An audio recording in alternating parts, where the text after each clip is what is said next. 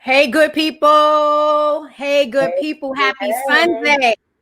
Happy Sunday. Happy Sunday. And it is a happy Sunday. I'm feeling good. It is. I'm Welcome feeling to amazing. Opinions. Yes, You I always do am that. Ebony Nicole. And She I'm is. Lisa Matisa. Yes, this is Opinions, our live YouTube channel, Facebook Live.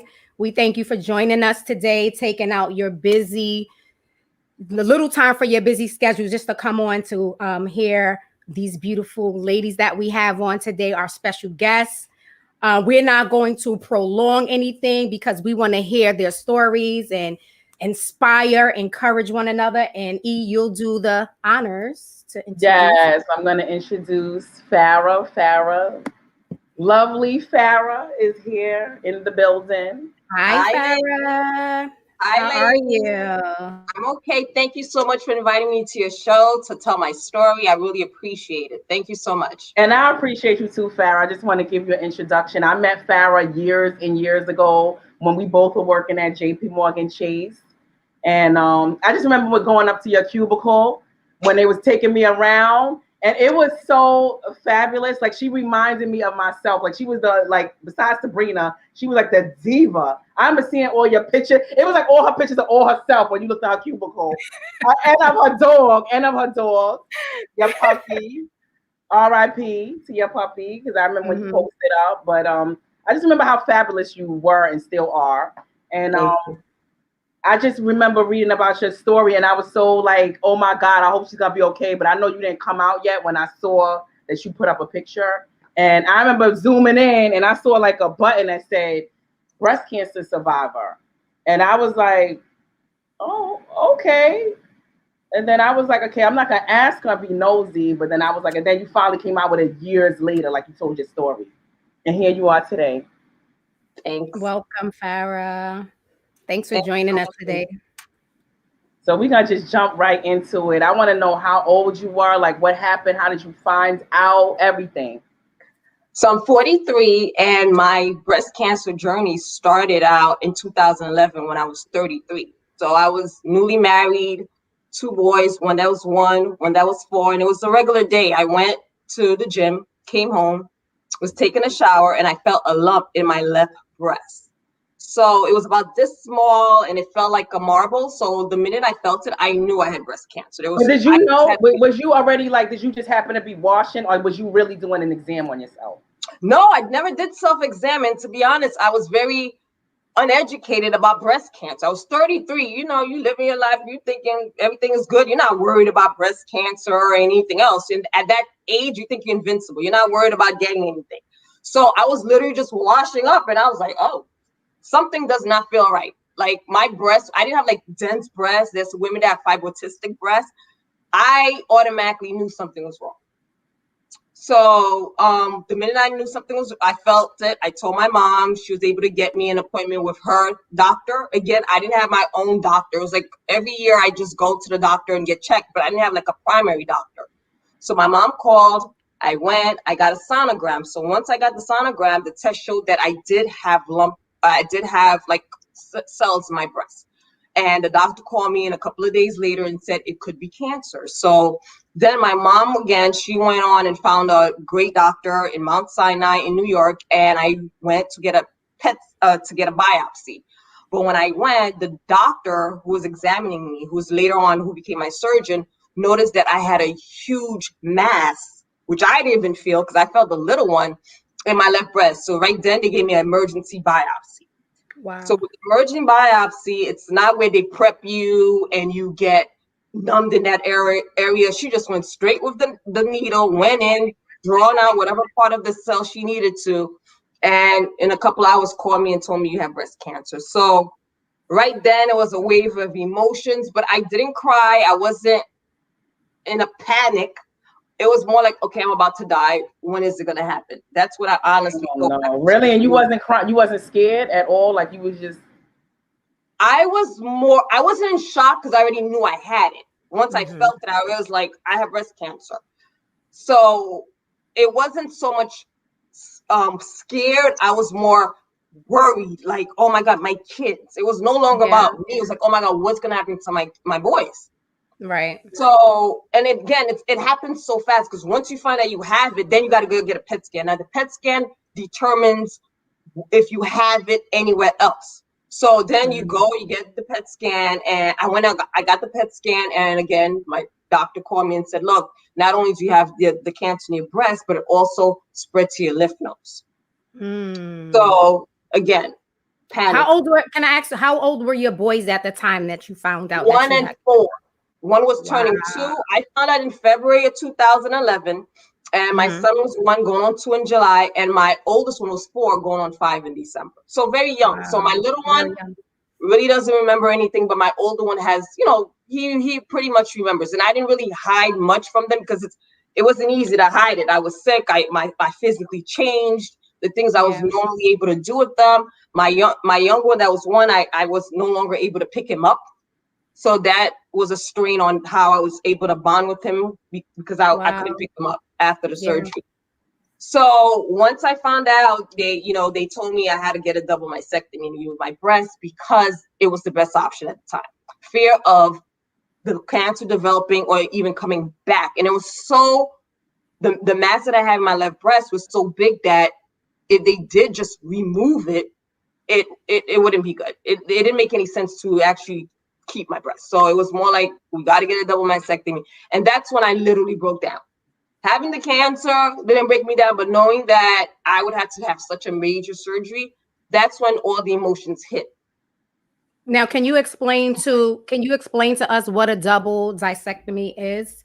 So it's a double mastectomy. So what happened is, this is when they actually remove your breasts and remove them, and the cancer, they remove your breast. So then what happens is you have 2 options. You either get breast implants, which I opt to do, or you just not get breast implants and remain flat. Again, at 33, and Alyssa, you know how I am, girl. I needed my boobies. Yes, and you were newly married, right? And you were newly married. I was married. That came into a factor, but it wasn't about my husband. It was about me. Because I can't be 33 flat chested. I need to be posting, putting more pictures up on my cubicle. I needed to look good. So I was like, no, I decided to get breast implants. And again, that's getting educated about that, because it is a risk factor getting implants. Because with getting implants, I had complications later on. So that's why a lot of older people, or even some people, opt out of getting implants. But I decided to make that decision and get implants. Gotcha. Okay. So, and with that, it's a process. Not only are you doing chemo, but you're also going through eventually getting surgery for implants. You're going through not having the breast size you had prior. You go through having expanders, because what happened is they put these things in your breast that's sort of like implants, but they're called expanders, and it's to grow out your skin until it's the size that you need it to be to get the implants. Because remember, you're starting flat. You can't just flat and just throw implants in there. Right. So that was very painful. So not only was I getting chemo, I was also going every 2 weeks and getting the expanders expanded in order to get the cups that I wanted. Wow. So that's also something anyone who's deciding on whether to get a mastectomy or not, or getting implants, that it's a whole separate process while you're doing chemo. While you're going through chemo. Wow. So I know this was extremely overwhelming at this point. Correct. Jesus. Correct. So it was one of those decisions you make. Do I really want to go through this procedure? Which it's not, I just get expanded. It's a month. It's a month of a process to get the implant. So I again made that decision that I'm going to do whatever I need to go through to get my implants. So I made that decision. And honestly, this is me. I didn't regret my decision. Regardless, I had certain things happen where I had to do surgery multiple times because I did have complications due to the implants, which I wouldn't have had if I actually didn't get the implants, but I didn't mind doing it because it's something I actually felt better doing for myself. For yourself. So it made you feel better getting the implants. Do you feel like more of, because I know I had a friend that I used to work with, and she didn't get the implants, but she said she wished she had, because she would have felt more womanly. Now she's flat. She don't feel like she's a whole woman. So you think that was a part of why you decided to get the implants? Well, one, your breast does not define if you're a woman or not. Regardless if you're flat or not, you're still a woman. You can still feel fabulous. They have bras that you can wear. They have all type of things that you can hide. My thing was, I want to feel comfortable looking at myself naked. That was one thing, because you got to think, you're going to have to look at yourself eventually naked. I wanted to feel comfortable having somebody else see me naked. That was something else I was to consider. And again, my clothes, I wanted my clothes to fit. I wanted to be able to feel comfortable with what I saw. That was my main thing. I didn't want to envision myself being flat chested for a long span of time, because what happens too, a lot of women do opt and decide to be flat, and then later on down the line decide to get implants because they're not happy with it. Gotcha. Okay. All right. So you got the implants, and then so that was two different procedures: the mastectomy and then the implants. Yes. And then, okay. And so then, okay. So I got the mastectomy first. That was the first surgery, and then I went into chemo. Okay. So chemo, I had very aggressive chemo, which is a lot of different side effects from that. From losing my hair to my fingernails turning black to losing weight. I had blemishes, losing my eyebrows, my tongue turned black, like name it, I had it. So I did that for about months. I would say maybe 6 to 7 months. Mind you, I'm doing that and I'm still going to my doctor's visit to, get my expanders. The expanders was also very painful. So not only was I getting side effects from the chemo, I was also dealing with pain of the procedure to eventually get implants. So I did that for a couple of months and eventually stopped the chemo, because then after they do this whole trial of giving you the chemo, which was again Herceptin and Perjeta, because I have metastatic HER2 positive breast cancer. So which means that when they say metastatic, it means that the cancer not only was in your breast, but also in another part of your body. It basically spread. So that's what I have. So I did the implants, I did the chemo, I was on disability for work, and then eventually I was fine. I was okay. I thought I was good. I was taking tamoxifen, so that is a preventative pill, daily pill that I was taking, and then eventually that thickened the lining of my uterus. So with breast cancer, there's always a fear of you could potentially have ovarian cancer, because one is like you have breast cancer, the next thing maybe could be ovarian cancer. Especially the type of cancer I have, HER2 positive, which is estrogen based cancer. So with that, I had to eventually get my uterus taken out in 2017. So from 2011 to 2017, I was fine, and I had my uterus taken out, and then eventually I had to get my ovaries taken out. And the uterus was taken out due to the tamoxifen. That was the side effects from the tamoxifen. So get this, I had cancer. I no longer have cancer. I'm taking tamoxifen, which one of the side effects is cancer in your uterus. Oh, wow. The side effect is cancer in your uterus? That is one thing that could potentially happen. There are numerous other stuff like mood swings. There's a lot of other things that can happen, but that is one of the side effects. That you could, long-term wise, you could. So with me, I didn't get cancer in my uterus, but the lining of my uterus began to thicken. So my gynecologist at the time suggested I remove my uterus, which at the time I wasn't having any more kids. I was fine. I removed my uterus. I removed my ovaries a couple of months after, and I had a lot of pain. Is that considered like a hysterectomy, right? Is that when you go through, so you immediately go through menopause and have like the hormone issues and stuff like that? No, I went through menopause before the hysterectomy. Cancer made me go have menopause. Really? Yeah. Oh my goodness. Because what happens is, when you do the chemo, they give you a shot, which is called Lupron. Most people who's doing chemo get that, and especially the women who have the type of cancer that I had, because it shuts down your ovaries. So you're not able to have kids, you're not able to reproduce at that time. That's why a lot of young women get their eggs frozen. So I didn't get my eggs frozen because I already had 2 kids, and I was like, I'm not getting anymore. So that shut my ovaries. So I ended up having to get a hysterectomy and eventually removing my ovaries, because that was another preventative of getting cancer in my uterus and cancer in my ovaries. So I was taking Percocet, which is a painkiller, and I was having a lot of pain in my stomach, and I was taking Percocet thinking, oh, this is going to help relieve the pain, but it didn't go well. Basically, I took too many of the pills, and it shut down my intestines, where it made me couldn't pass my bowels, and I was rushed to the emergency room.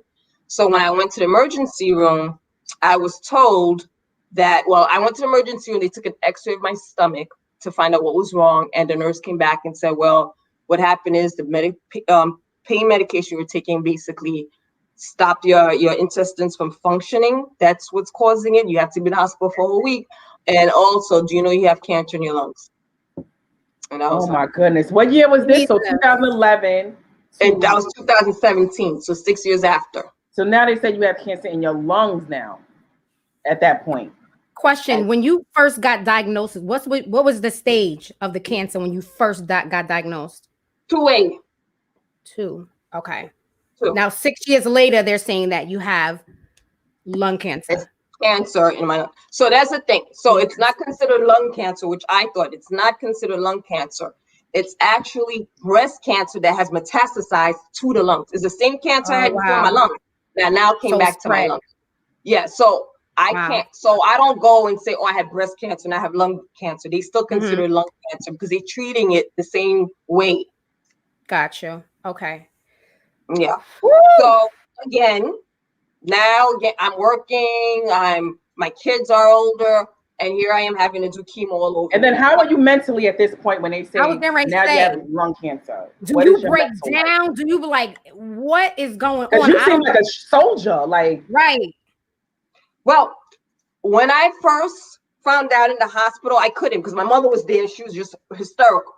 So I didn't have time to process it. And the thing is, I was so much pain with my intestines that my stomach I was in so much pain with my stomach that I didn't have time to kind of deal with what was happening. What was going on? So it didn't hit me until my doctor said you have to do chemo again. Wow. Because in the hospital, when I told the doctor, oh my God, I just found out I had breast cancer. And again, I share a lot of this in my YouTube channel because it's just so much that happened at that particular moment. Because here I am in the hospital because I can't pass my stool. And then they tell me I have cancer in my lungs. So at that point, I'm like, oh my God, I need to focus on the cancer in my lungs. And the doctor, which is not the doctor I'm affiliated with, or the hospital, they're like, look, we don't have time to worry about cancer in your lungs. That's not what you came for. We are going to focus on your intestines because at this point, that's what's going to kill you. Yeah. So I had to push the whole cancer thing to the side and worry about recovering from whatever was going on in my stomach. So it didn't hit me until they found out the cancer came back and my doctor said you have to do chemo again. And I break down, of course. So I go good days, bad days, but I go into battle mode. For me, it's one of those things. I don't have time to worry and cry. I mean, I have those moments, but when things like that initially happen, I'm like, all right, when is chemo? When are we going to get it done? What do I need to do? It's like, put on that armor and I'm ready for war. That's my mindset. Yeah. Because if I'm crying, I'm hysterical, I'm going to lose track of what I actually need to do, which is fight, survive, and get through it. Right. And then you have boys, you have kids. So I know that played a big part. Like, I got to fight for my boys. You know, they need their mom. Shout out to your son, Joshua. He's in the building. Hey, Joshy. He's in the chat. Yeah. So, they, at this point, they're older. Right. So I had to educate them. And then my oldest one had to relive it because, again, he was at around 4 going 5 when I first had it.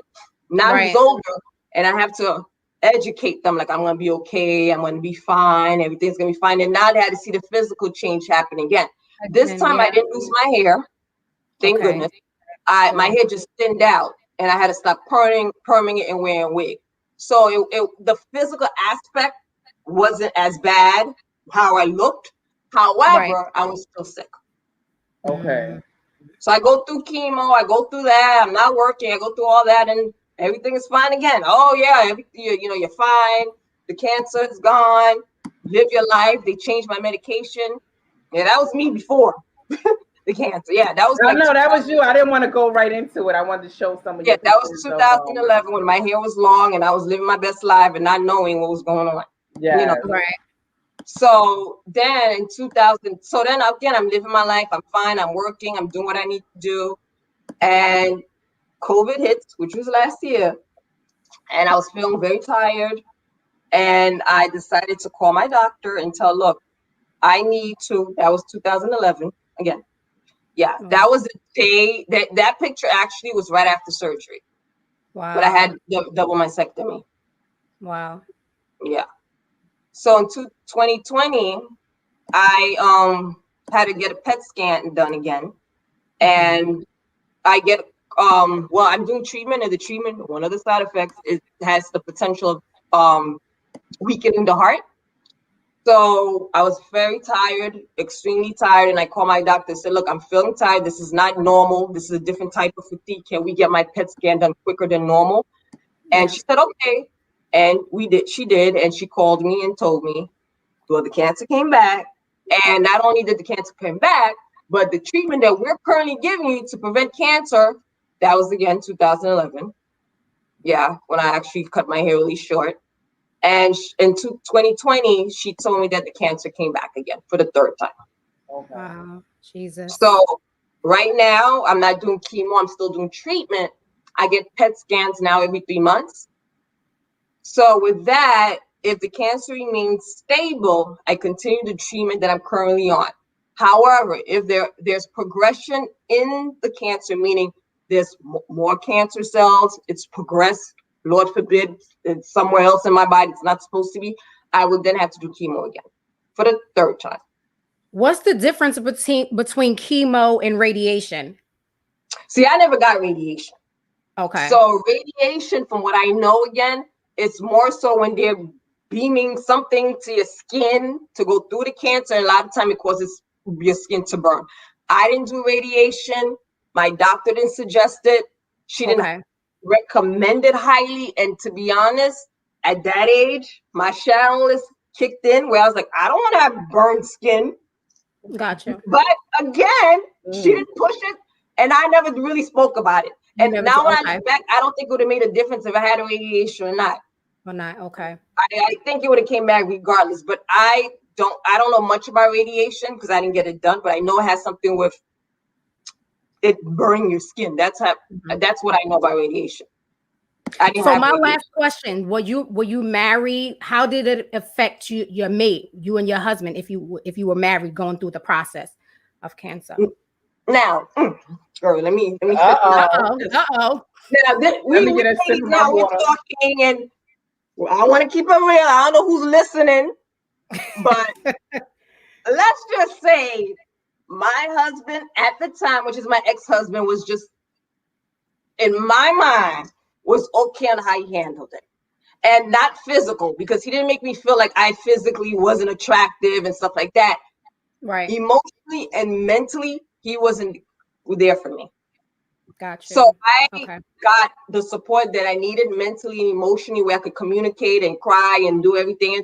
For my best friend, Ursula, who passed away, that's where I got that from. He wasn't there. He shut down. He didn't really talk about it. He didn't want to talk about it. He was one of those things like, you'll be all right.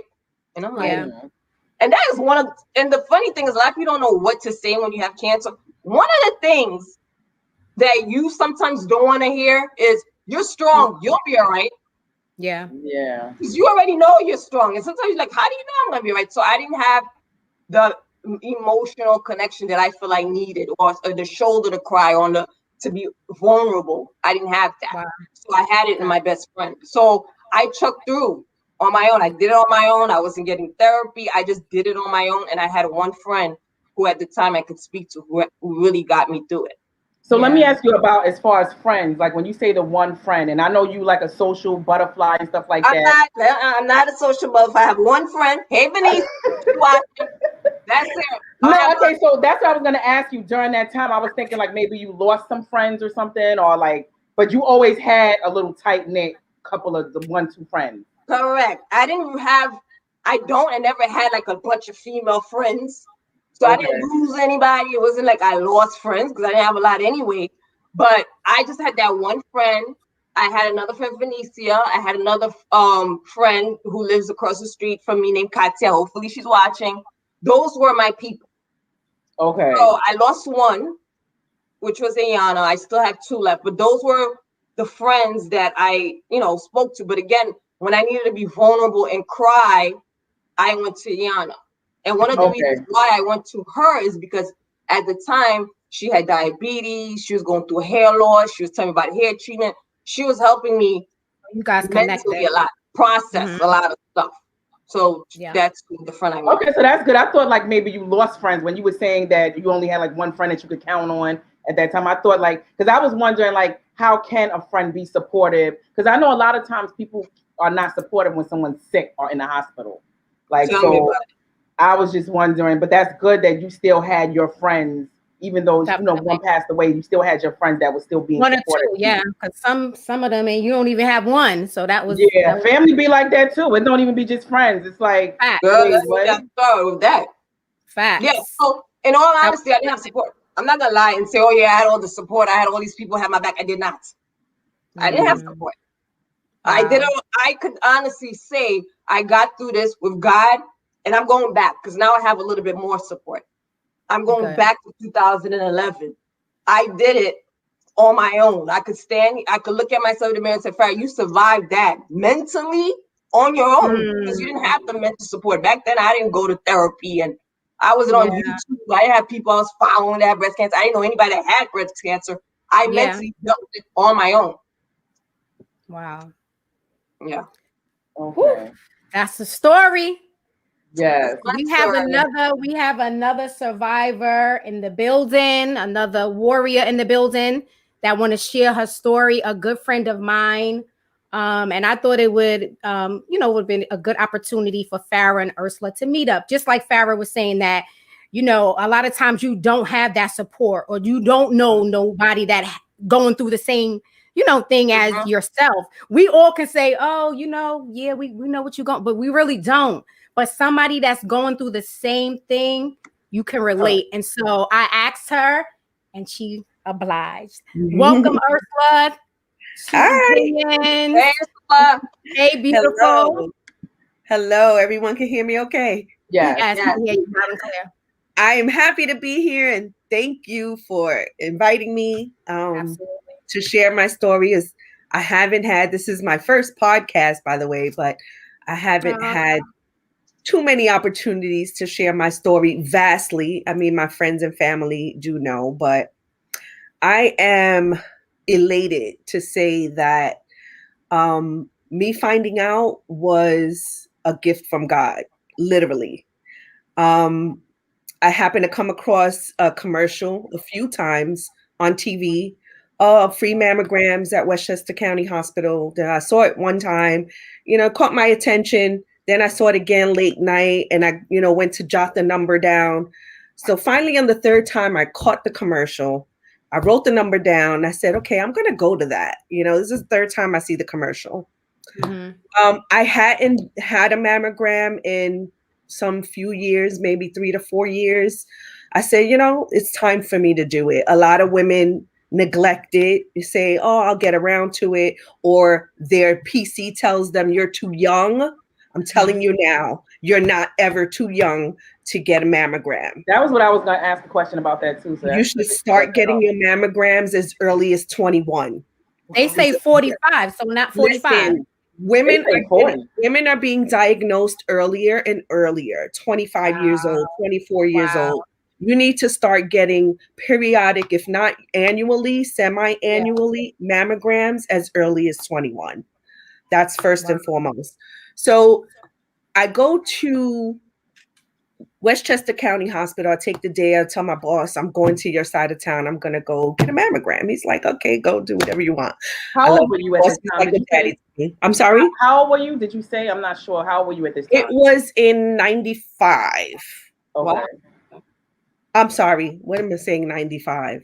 2015. I don't know where I get 95. I'm like, wait, how old are you? I was like, no, I'm sorry. 2015. The 5 was in my head. 2015. My daughter has it tattooed on her arm, so I don't know how I could forget. September 29, 2015 was my surgery date. I found out before then. So what happened was I decide to go to the Westchester County Hospital for the free mammograms. I get there. There's two young ladies at the desk, the front desk in the lobby. She says, "Can I have your ID?" She looks at my ID, and the address on my ID at the time was Orange County, upstate New York. And she says, "Well, this program is for Westchester County residents, and it doesn't apply." So I said, "Oh, I thought it was free for all." She said, "No, for Westchester County." So I was about to turn and walk away when the other young lady at the desk, she whispered to me, and she was like, "Just give me an address." So I quickly thought of my boss's address because he was in Rockland County. And I give my address. She takes my name. She gives me a pass to go upstairs. That was the first grace that I got. Wow. Go upstairs. I take my mammogram. As I'm leaving, I tell her, "Thank you for that." I get a call 2 days later. They call me back. They said, "We need to have you back." I was like, "Why? What did you see?" Right away, I'm on alert. And they're like, "We just want to look at you again." So I go in again for another mammogram. They say, "We're going to send you in for a sonogram." Couple of days later, again, they call me back. They want an MRI. I'm like, "What are we looking at here?" And they're like, "We see something really small, but it's in an odd location." It was underneath my areola, underneath, tucked on the bottom part of my breast. So I did the MRI. So now it's about a week or two into going back and forth to the hospital. So like Farrah says, you get into battle mode. I'm like, okay, I want to continue. Tell me where I have to go. What do I have to do? I want to know what's going on. When are you going to do the biopsy? Like, you need to tell me what it is you're looking at. So after they continue to see what they were looking at, they eventually did the biopsy. And the biopsy, of course, came back positive. So they give you your options. They're like, "Do you want to just try to burn it out?" I'm like, "No, take it out. Take it out now." When you say burn it, what's burn it? Meaning Well, the radiation? they sometimes want to offer you certain radiation types of treatment to see if it shrinks. Gotcha. But no, I didn't want to risk that. I didn't want it in me. I said, "Okay, am I going to lose my breast? What happens now?" They're like, "Well, the positioning of it and because of the size of it, you can do a partial mastectomy." So where they sort of scoop it out. So it was that small. I'm like, "What stage am I?" And it wasn't even a 1 at that point. I caught it. And this is why I say it was a gift from God, because if this young lady, until this day, I call her my guardian angel.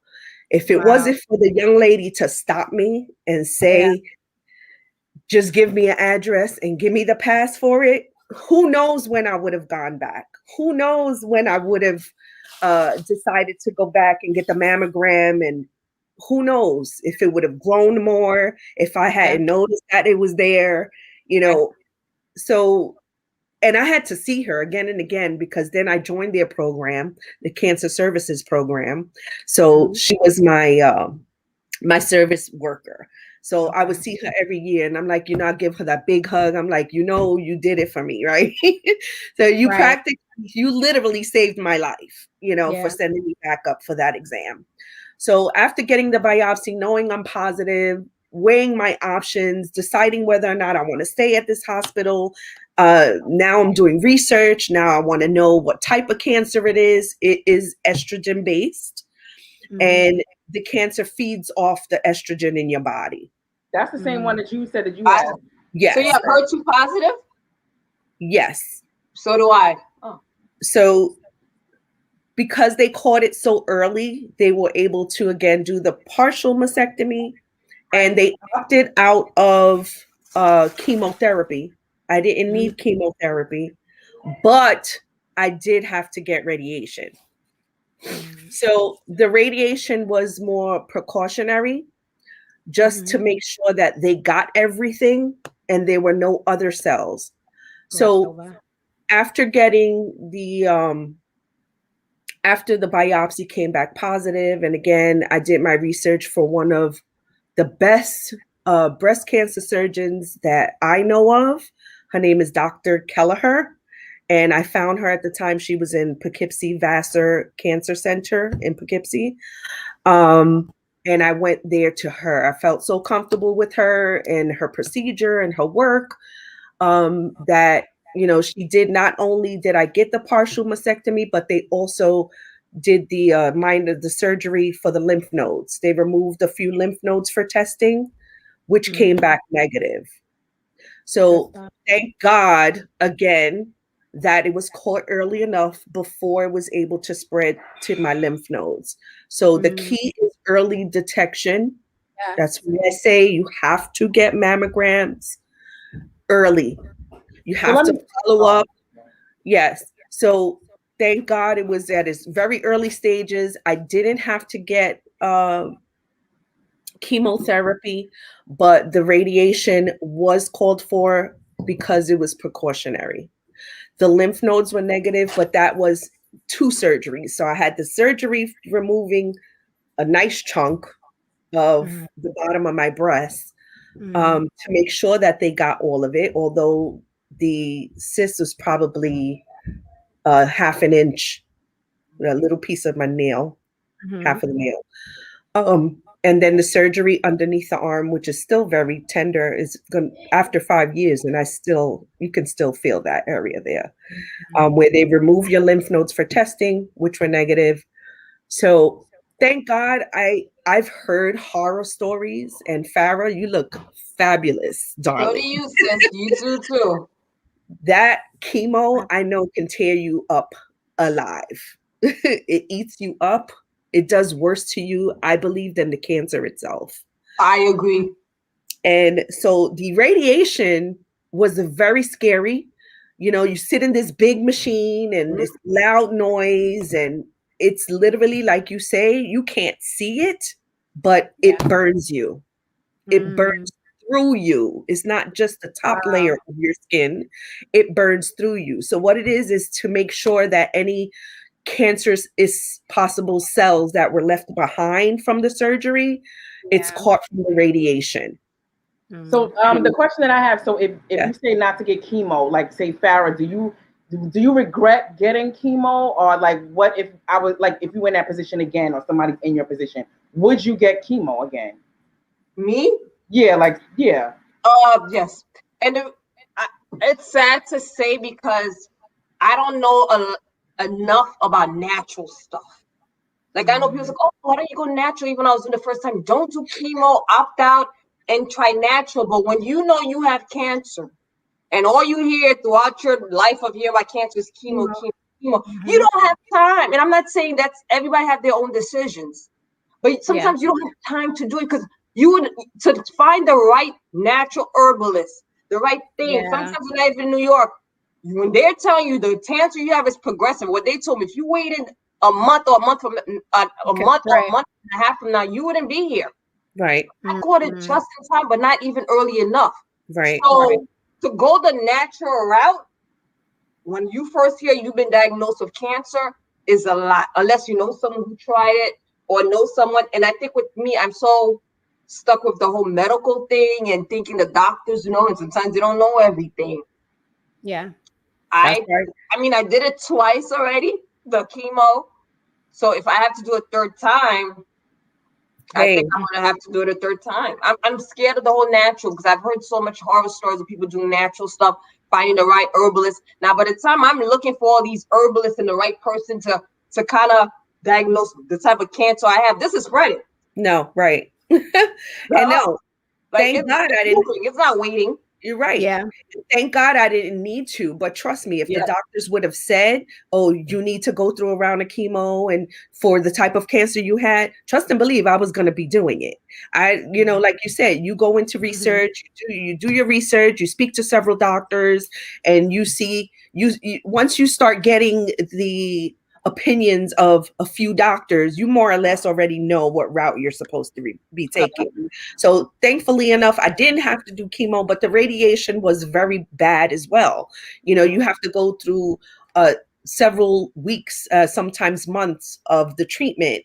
They give you like 20 or 25, 30 or 40 treatments. And I believe if I remember correctly, it was every week. For so my question to you,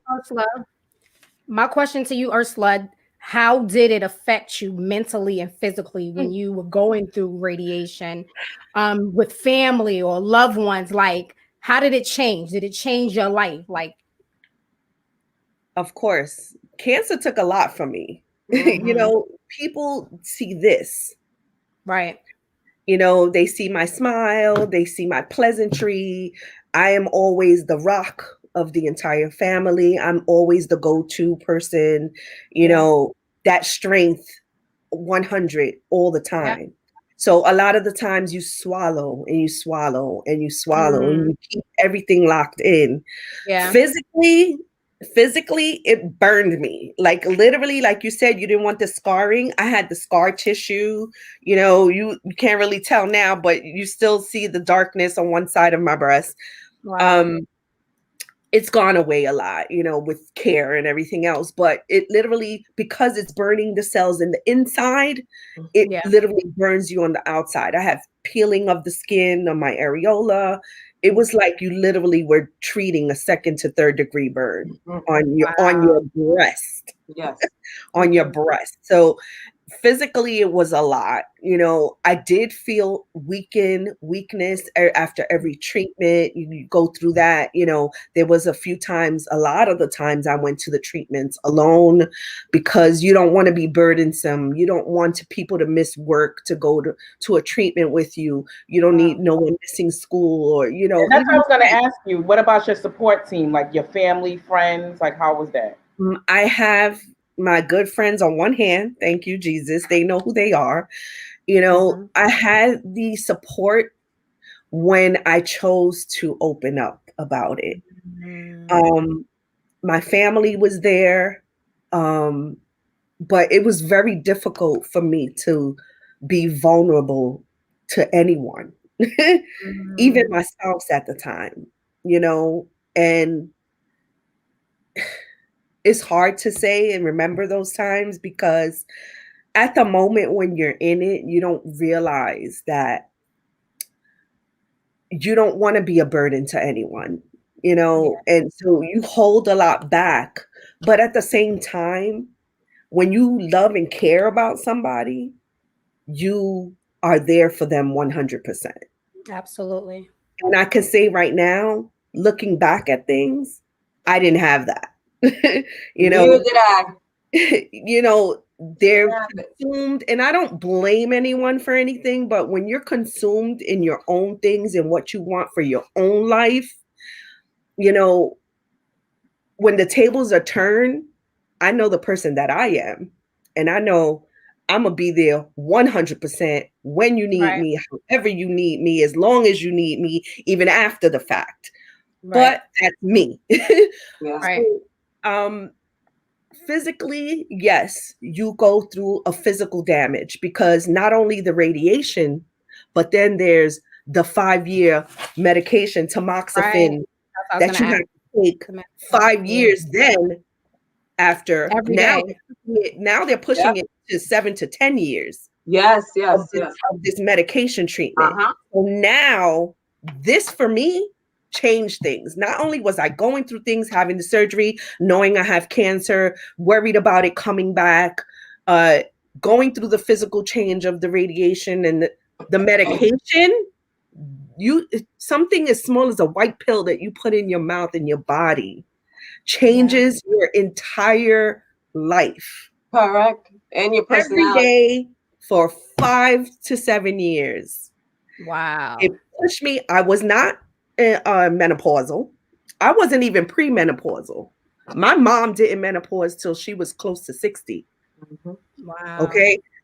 So that, because it's an estrogen blocker, so now it messes with your hormones.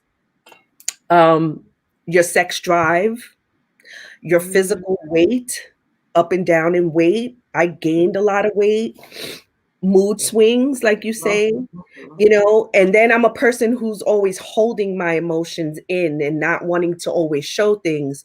Yeah. It tends to, when you want to show things, it ends up an explosion. Yes. It was a lot emotionally. And Right. being a woman, and like you say, you want to be fine all the time. Yeah.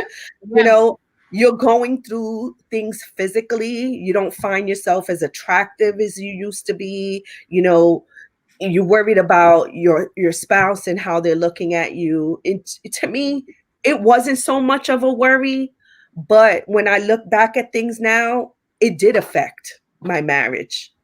It did.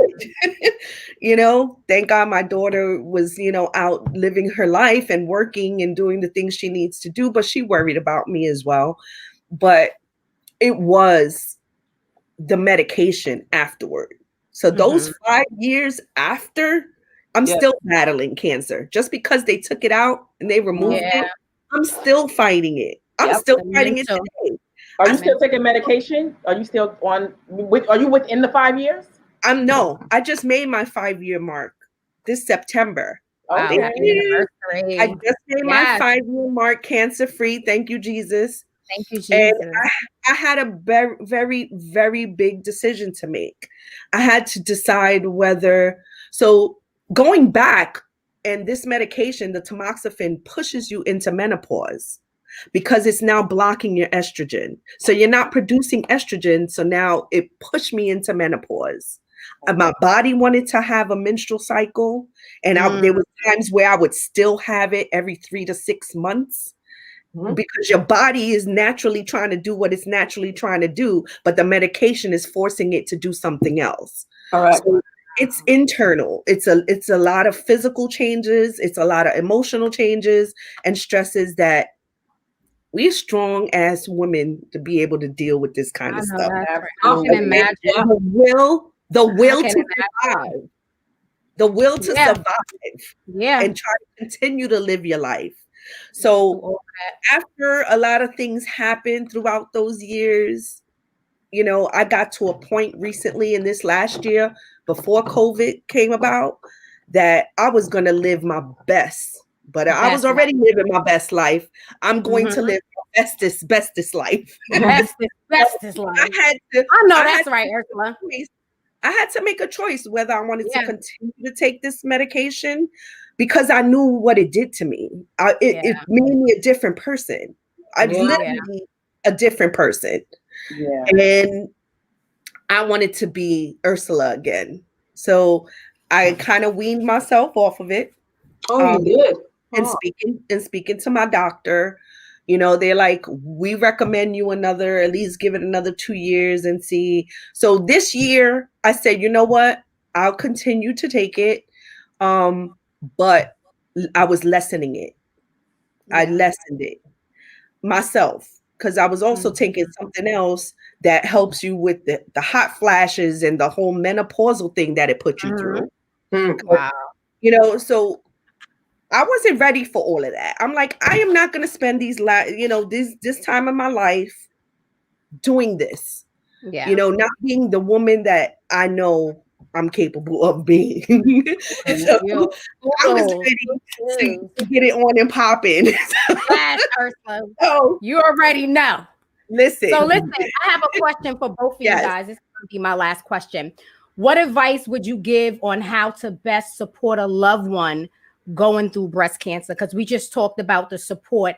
And some of us, again, I know you, Ursula and Farrah, I hear her story, your story, that you guys are these strong, independent women. And so sometimes, your other friends, oh, she's strong. She got this. She get through everything else. But the strongest ones need support too. So my question is, what would you say to somebody out there that wants to support a loved one with breast cancer? How can they do that? How can they be available to you guys? Don't get me wrong. I had my support system, my sisters, my family, my mom, my handful of friends, but it's not the same It's not the same when you're the one sitting at home on the daily dealing with it. What I would say, you know what?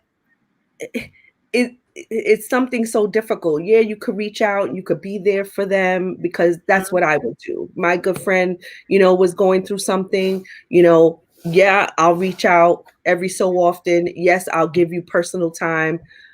I'll come to you and give you personal time. It's a really difficult thing to say because everybody has their own thing going on. It may not be breast cancer. It may be another illness. It may be something else. It may be family related. It's really difficult. I mean, we all need to be here for each other. That's really all I can say. And then what do you think, Farrah, as far as your experience? I think for me, and again, personally speaking, it's even sending a text message. Hey, how you doing? That's it. And even if the person doesn't respond back, I'm thinking about you. I'm praying for you. I got you. You need anything? I got a lot of that. Can I give you a call? Like, it's simple stuff. It could be even a screenshot of an inspirational, message. It's just reaching out. It doesn't take much, just sending a text, how you doing, even on a weekly basis or every other day, because sometimes you may not want to respond. Right. Yeah. So it's just sending a text message, because some people don't feel comfortable calling someone and they don't know what to say, but it could just be a text message. I heard what's happening. I'm thinking about you. I'm praying for you. If you need anything, let me know. Do you need any? Right. Or what do you need me to do to support you? Like, that's a perfect question. Right. What do you need me to do? Support you?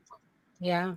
Absolutely. So my question is, as far as like family history, like I know you say to get your mammogram at an early age, Ursula. So I'm thinking, like, what about your grandparents, your mom? Does anybody have a history? Do you think it's nature against nurture? Is it stuff that we eat? What do you think it is that causes cancer, or what's your family history? That's a good question.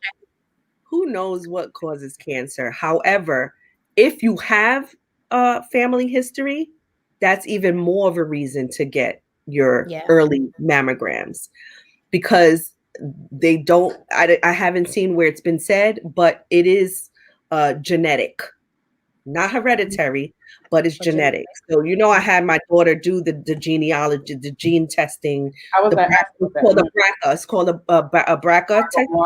You test your genes to see if you have the cancerous cells in your genes. And she would think I was negative for that. But my grandmother, yes, and was not detected early. So it was basically throughout her entire body. But she lived with it for many years. She passed away, in her late years, once I guess her body was just breaking down from, and it was all over her body and she didn't know it. Wow. But the older generation, again, they lack the going to the doctor and, doing those annual physical things that we are supposed to do. A lot of people don't like doctors. They don't want to be bothered with the testing, but it's important. It's important to do so, because early detection is key. That if I can't say anything else, that's what I can say. Yeah. And then Farrah, what about your what's your history, and like what do you well, I did do the BRCA test, and I am my negative, so it's not in my genes. My mom, she doesn't have it. And the sad part is I don't know much about my family history. So I only can go from my mom's side to my great grandmother, and they don't have anyone or know anyone who had it. And again, when you deal with older people, they have stuff, they don't even know they had it.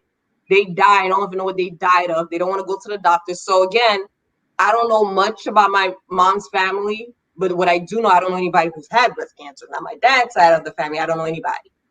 So again, I don't know if I have it in my, like as far as my family history. Okay. And as far as what could cause cancer, again, no one knows.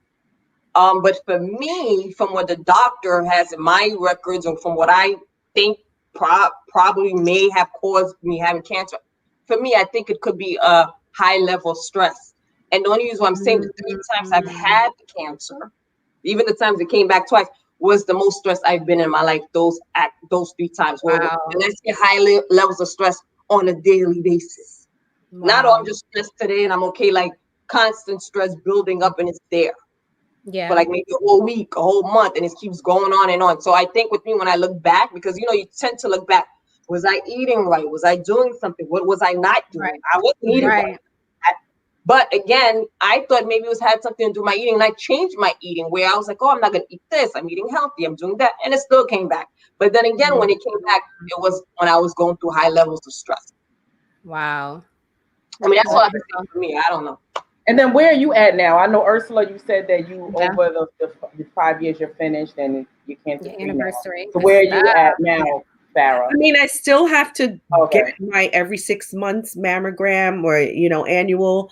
But also, like you say, because of the preventative medication that they give you to prevent the cancer, also does other things to you. So the thickening, what you mentioned, the thickening of your uterine lining, you know, my last, and this is personal, but hey, I'm just let women know, my last PAP was good. Everything was fine. However, she did have to work a little more difficult because there was a little bit of thickening of the walls. Okay. So she had to do something different to, you know, get up in there. But, you know, not, you know, to make enlighten is the only reason why I'm laughing, to enlighten the situation. But now they're going to look and watch me. Now I have to watch to see what other testing do I have to go through now to make sure that nothing has changed in my uterus, or that, you know what I'm saying? So now you have to continue these tests and continue your follow-ups are very important. Absolutely. And then Farrah, I wanted to get, because I didn't get to see where Farrah's at this point today. Like, where are you at? Well, at this point, I currently have cancer in my lungs. So I'm at a point where I'm just waiting to do my PET scans, and every time I do my PET scans, I'm hoping for the best. So I go through this, roller coaster every time I get my PET scan. Like, I have one coming in 2 weeks, and I'm going to be a nervous wreck until then. And then when the doctor says, okay, it's still stable, I'm like, oh, okay, I still have 3 months that I'm okay. I don't have to do chemo. I'm enjoying myself. And then I'm hoping that it stays stable for as long as it can. But again, with cancer, it doesn't stay stable that long. So I know either in the near or far future, I may have to do chemo again. So I already started processing that. That there may come a time that it may happen. I mean, I pray on it, but I just gotta wait. In 2 weeks, you'll get some more information. Yeah, I have something coming up in mid-February, another PET scan. So I'm getting my PET scans every 3 months. God bless you. Well, listen, we're claiming victory. Yes, we're claiming victory. We're claiming healing even before you get to the doctor's office. You're healing. We're definitely going to keep you in our prayers. Let me just say this, and this is going to be my final thought. You guys are true examples of warriors and fighters. Like, you guys are inspiration to me to keep going. Like, I don't have no excuse. You know what I'm saying? I'm looking at y'all as the examples of strength, and genuinely from my heart is inspiring. Ursula, you already know I've seen you and your journey and how long, and even looking on YouTube on Farrah's page, like, what are we complaining about? These ladies are fighters. Like, we cannot complain. So I just want to encourage you guys to keep going and sharing your story, because somebody out here, we have so many viewers are in here on our YouTube and Facebook that you guys touched by your story, by even telling your story. So I appreciate you guys. And I'm just going to say this scripture, Philippians 4:13. I can do all things through Christ who strengthens me. And ladies out there, yes, through all things, you can do all things. Farrah, when you go back, you got this. That's right. Ladies, get your mammogram. Get your mammogram. Please get tested, guys.